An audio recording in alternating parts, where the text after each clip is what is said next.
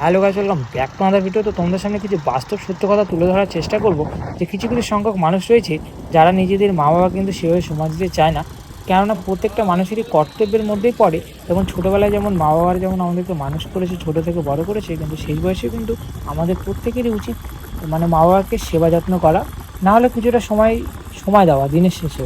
কেননা তারাও কিন্তু আশায় থাকে, আর তাদের কিন্তু সাথী বলতে কেউ নেই, কিন্তু সাথী বলতে ছেলে মেয়ে এরাই কিন্তু সাথী। তো আমি মনে করি যে নিজের মা বাবাকে 24 ঘন্টার মধ্যে কিছুটা সময় দেওয়া উচিত।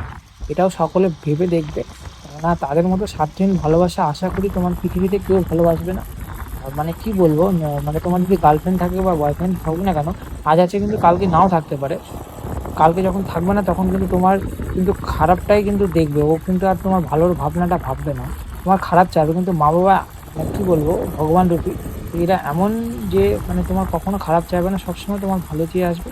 আর তুমি সেভাবে সময় দাও আর না দাও, কিন্তু তোমার কখনোই খারাপ চাইবে না। তো এর জন্য নিজের মা বাবাকে সময় দাও। তো মা বাবার মতো আপন কেউ হয় না। তো দেখা হচ্ছে তোমাদের সঙ্গে নেক্সট ভিডিওতে।